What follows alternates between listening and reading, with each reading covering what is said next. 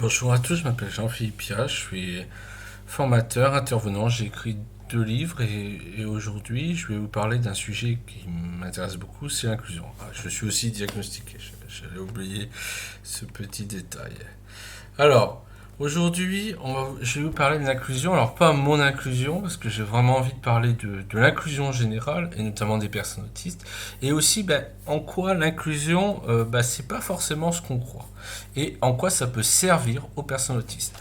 Donc, l'inclusion, tout d'abord, c'est l'idée d'avoir accès à la vie en société sans condition. Il y a pas, quand on me demande est-ce qu'il y a un prérequis à la scolarisation des personnes autistes, le prérequis, c'est avoir 3 ans. Donc toute vie bien sûr est d'égale importance, il faut voir l'autre comme une richesse et comme une diversité qui va apporter à cette société qui en a besoin. Et puis quelles sont les actions sociétales? L'inclusion c'est un peu un processus. Hein. Donc c'est réduire les barrières, c'est commencer l'inclusion effectivement dès le plus jeune âge, mais ne pas non plus se limiter au scolaire.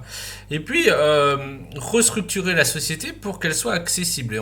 Il y a des choses qui existent. Hein. Je pense que Fabienne vous parlera de l'inclusion au cinéma. Hein, donc je ne vais pas le développer. Elle a fait une vidéo très très bien là-dessus.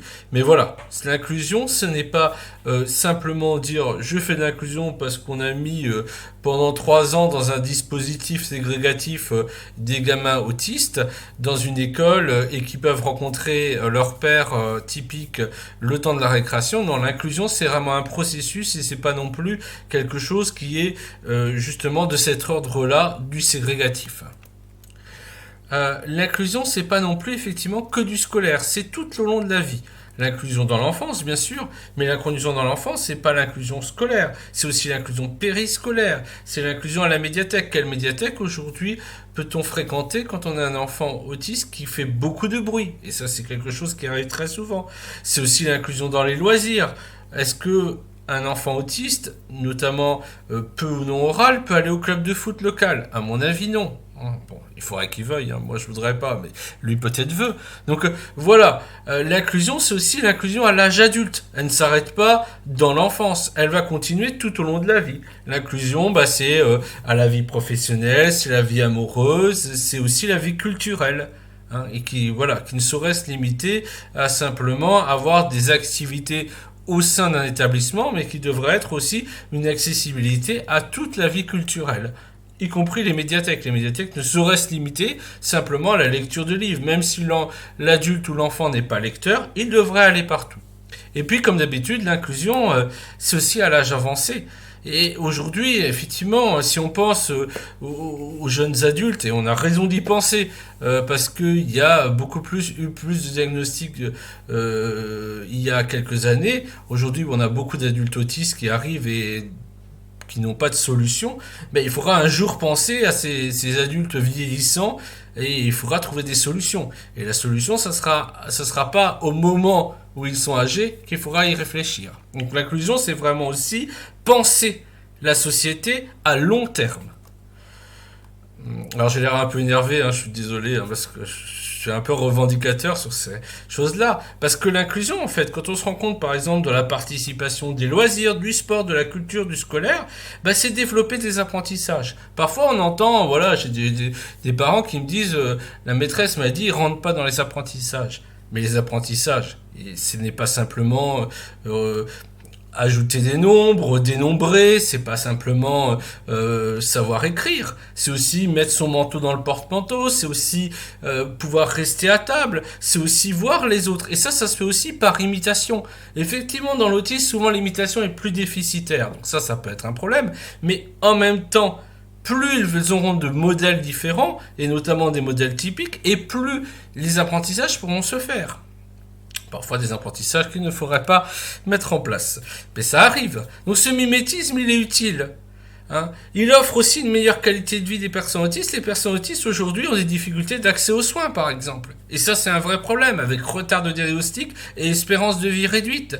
C'est aussi une exposition sociale double. On va vous parler, peut-être vous en avez entendu parler, que les personnes autistes, peut-être, ont des troubles de l'empathie, ont des difficultés au niveau de la théorie de l'esprit. Mais si les personnes autistes ne savent pas toujours comment réagir et quel est l'attendu des personnes typiques, on peut aussi s'interroger, est-ce que les personnes typiques comprennent l'attendu des personnes autistes?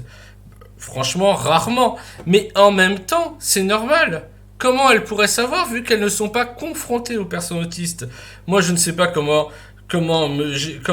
être face à une personne qui est polyhandicapée puisqu'elle n'existe que dans les établissements. Donc c'est aussi cette question-là.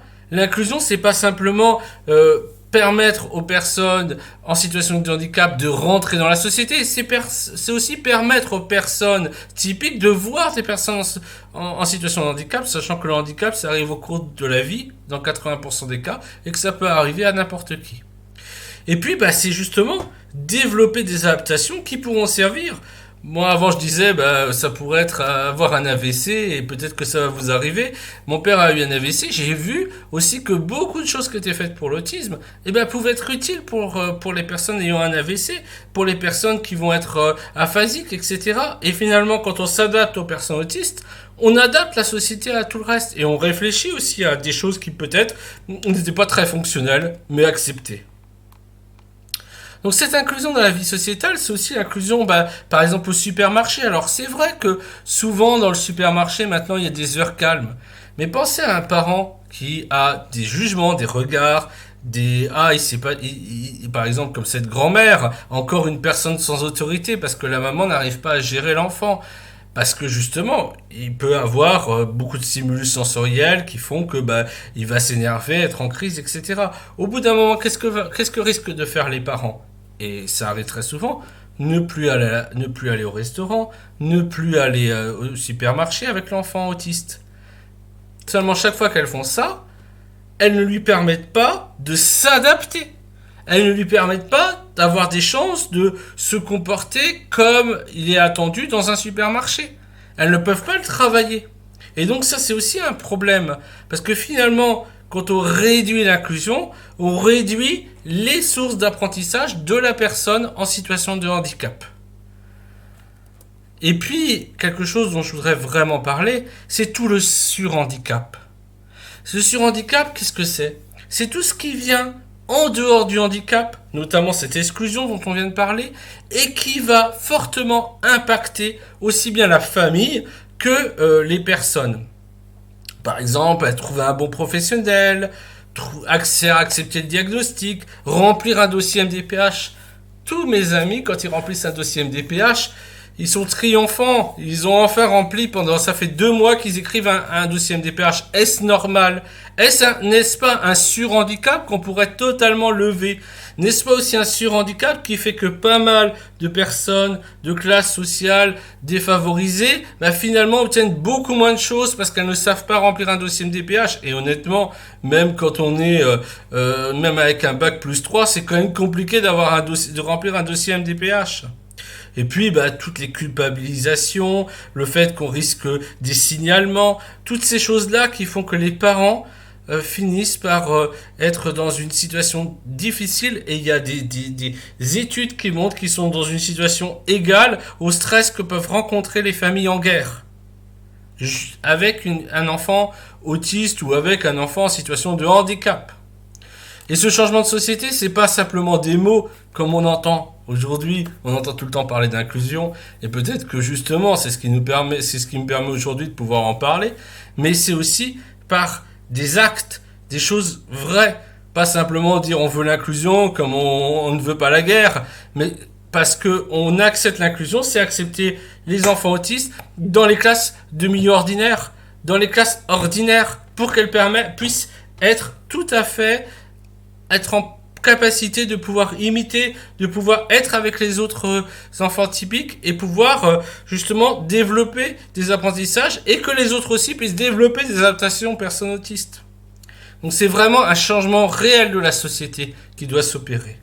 Alors, je vais pas aller trop... Voilà, c'est pas ma conférence, donc je m'arrête là. Donc j'espère que j'ai pu dire ce que Fabienne attendait de moi. Je voulais dire que l'inclusion, ou les Fabiennes d'ailleurs, l'inclusion, ça se limite pas qu'au scolaire. C'est une rencontre vraiment double entre des personnes typiques, des personnes autistes, et vraiment, ça peut être adapté à tous les profils. Comme je vous le redis, il n'y a pas de prérequis à l'inclusion. Et on voit des jeunes qui arrive, je repense à cette vidéo que j'avais vue sur le sport adapté, il disait, j'ai vu un jeune aveugle, paraplégique qui faisait de la natation. Voilà, alors la natation ici c'est aller dans la piscine, mais voilà, tout le monde peut faire des choses il n'y a pas de prérequis à cette inclusion. Et puis c'est aussi une réflexion sur comment on va adapter la société. Souvent on me dit enfant à besoins particuliers ou situation de handicap, c'est du politiquement correct. Mais ce n'est pas du tout du politiquement correct. C'est une étymologie qui montre que le problème vient de la société. Si l'enfant a des besoins particuliers, ça veut dire que la société doit y répondre. Hein, on va travailler sur les modèles des interventions classiques, par de la structuration, par de la préparation, mais par de l'adaptation qui devra se faire des endroits où la personne autiste va. Et c'est un intérêt majeur pour la personne autiste parce que là, on va travailler plein d'apprentissages dans des contextes hyper fonctionnels. On va travailler la communication, les habiletés sociales et on n'aura pas besoin de travailler en encourageant beaucoup parce que la personne autiste sera dans des situations qui sont plaisantes pour elle. Donc vraiment, pour le mot de la fin, vraiment l'inclusion, c'est pas quelque chose d'annexe, c'est pas non plus une rhétorique, c'est une réalité qui doit se développer dans la société et qui n'est pas du tout aujourd'hui effective. Merci à vous.